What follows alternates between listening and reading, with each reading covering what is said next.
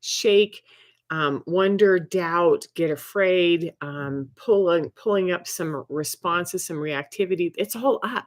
We're all in it right now. And we have been since mid-December and continues.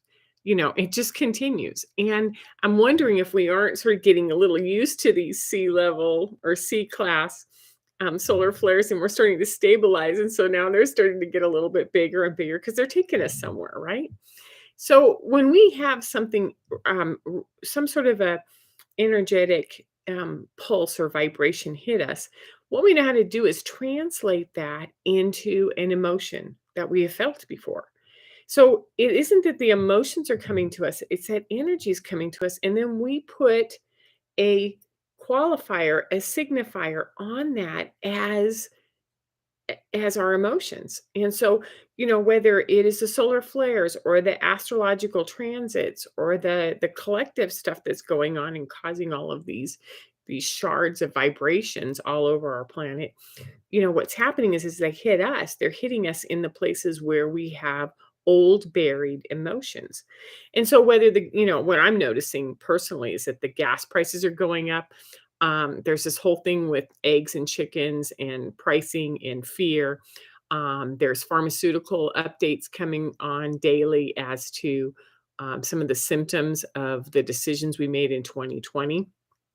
And we're being activated. We are being shook. And when these come in, they sort of like tower moments, in tarot, they hit us and everything starts to fall apart. So what's coming up is family, old family stuff, mom and dad, growing up in your house. It could be ancestral. It could be lineage work that we are doing from dad's side of the family, or from both, and how they've been imprinted upon us and how we are projecting. We continue to bring them in and project them out of our systems. So things that are, I don't want to be vague. What I want to do is sort of name some of the things that my clients have mentioned and some of the things that I've been specifically working with when we're talking about this lineage work. Is that, what we have is mom, and mom comes through with her mom and her dad, and then they each have a mom and dad. And so, we have generations of patterns that come up, whether the patterns are bitterness. I don't have the life I wanted to lead. I don't have the choices I want. What are some other ones? Resentment. Your resentment is so big. It's disappointment, it's anger, it's everything. Anger itself, right?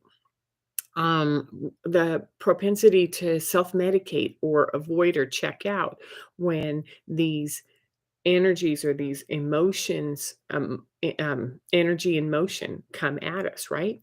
Um, Talks about suicide, early death, not wanting to be here, unworthiness, this victim mentality that the world is happening to me and I don't know what to do with it.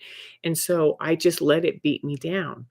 Anxiety, depression, all of these are coming from high levels of sensitivity that are causing reactions in us that make these flares, or that these flares are making us react. And the reactions are old and they're ancestral. Does that make sense?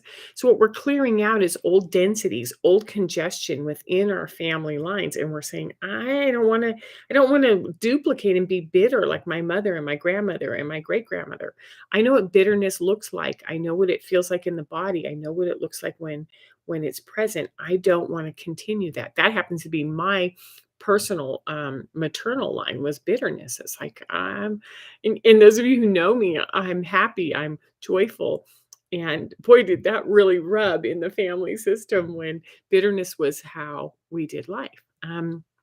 So what we're really being asked to do is to step into who we are, what's possible. And that's always going to go to Chiron, right? That's going to go to, what is this level of sensitivity and why are these emotions hitting me a certain way? And what's the lineage story that keeps coming up over and over again that we can repair? Because what we really want to do is we want to say, so who am I really? Right? And what reality do I want to project out in the world that's mine, that I hold? What reality do I want to project rather than pass on from familial lineage what everyone else did? How do I stop that and set it up myself, right? So I've been on this topic all week with every client that I have and friend and colleague. We've been just going over and over this. So last week I talked about solar flare, or I talked about vibration, and this is the priestess in the major arcana um, on the Osho deck. And what I love is you can see how the energetic vibration comes in, and she's sort of like an antenna and she brings it in. This is mastery. In partnering with yourself, it's the two. I partner with the world. What we discovered yesterday was these two cards, which are the Queen of Water and the King of Water. So if you look at the Queen of Water, the first thing is that you notice is that as the energy comes in, it interacts with every part of her and it goes back out. So it shows you what kind of a receptor you are. And it shows this beautiful um, lotus flower that, the system goes down into the ground. And we're going to talk about grounding. When we go to the masculine, it comes in sideways. It's almost like how it transfers into the 3D, how we put ourselves out there, because the lines are this way and it's from the heart vibration. So these two cards are really good at helping us understand, what to do with the things that we are feeling and how to transform them, transmute them, and put them out in different ways.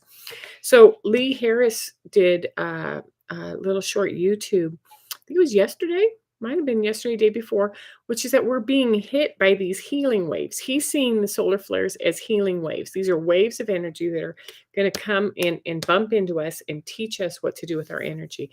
He said we're shedding old energies, lower emotions, so that we can transform them. And this is what we do when we transform them, right? They're beautiful. And so what we do is we stabilize. We dig in and we stabilize and we ground, and then what happens is that we can endure the levels of energy that come at us. This is Osho's version of the strength card. He calls it courage. It's where our roots are deeply embedded within the solidity of the earth, and yet we rise above it and we shine. And so what I thought I would do today is I have 6 tips for you on how to ground, because uh, grounding is hard. Grounding isn't something that we're used to doing. Grounding is something that we think we do, and, again, masters, men and women who are very good at holding energy and working on other people don't know how to ground themselves.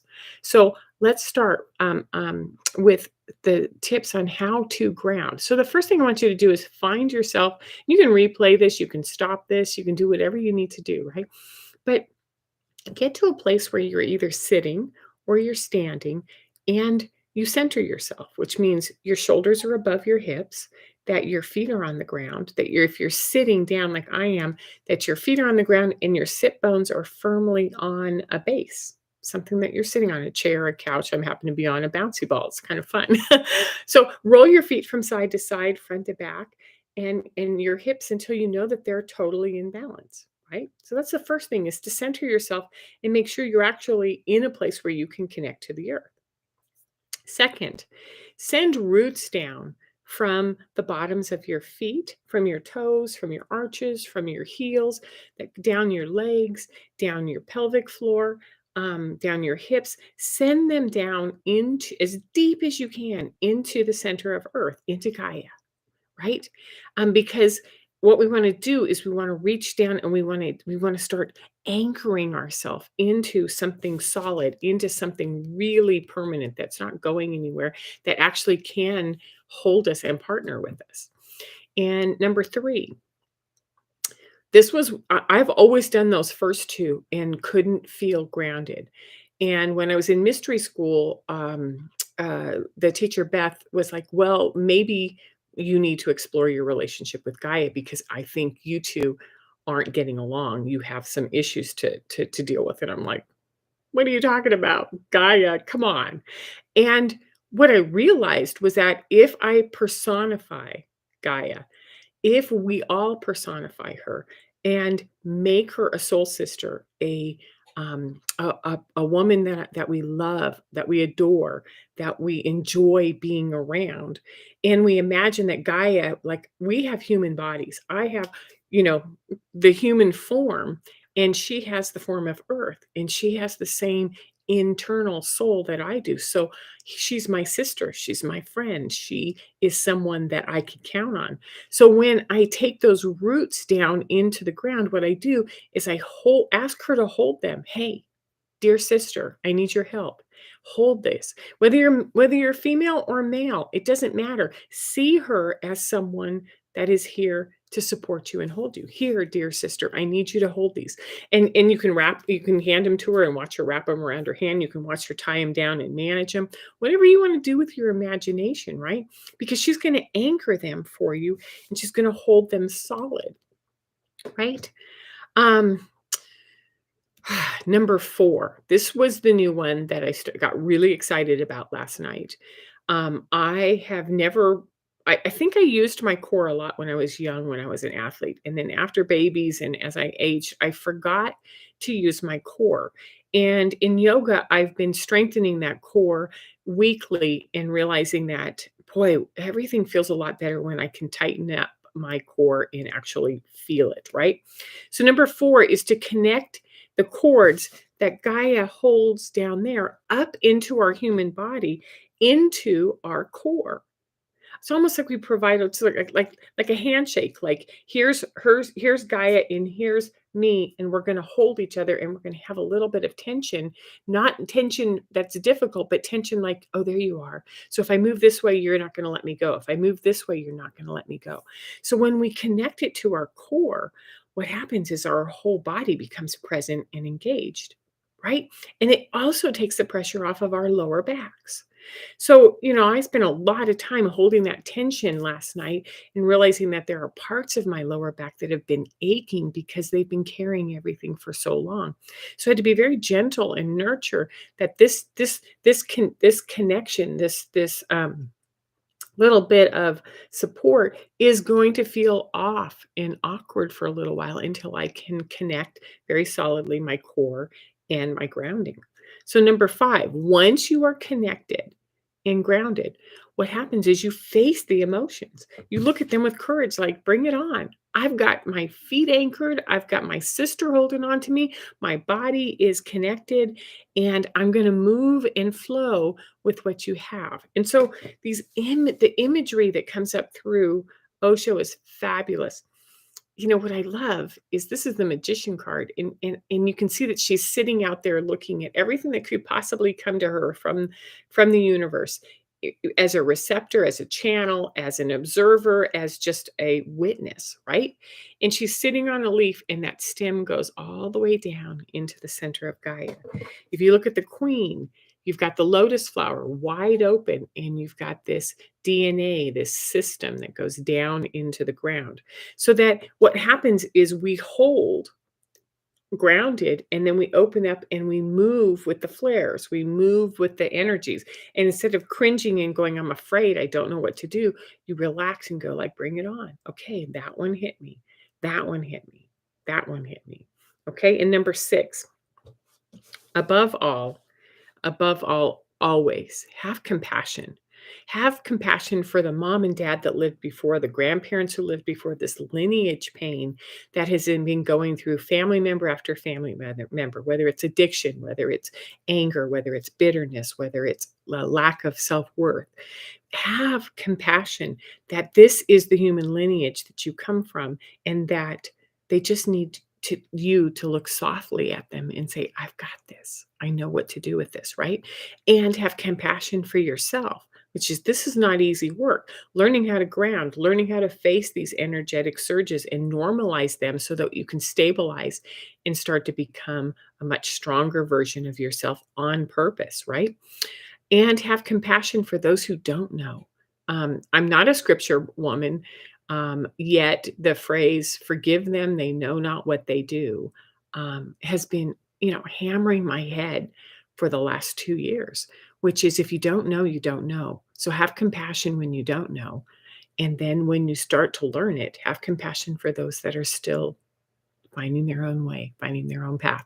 So this is the kind of coaching I've been doing so much more lately. I've been doing 1 hour, hour and a half, and I've been doing packages of coaching that's aimed at self-knowledge, stability, and then adaptability. So if this is something that you want to know more about, drop me a note. You can got information down here in the contact or on the what do I want to say, description below. Have a great Sunday, and I will see you next week. Take care. Bye.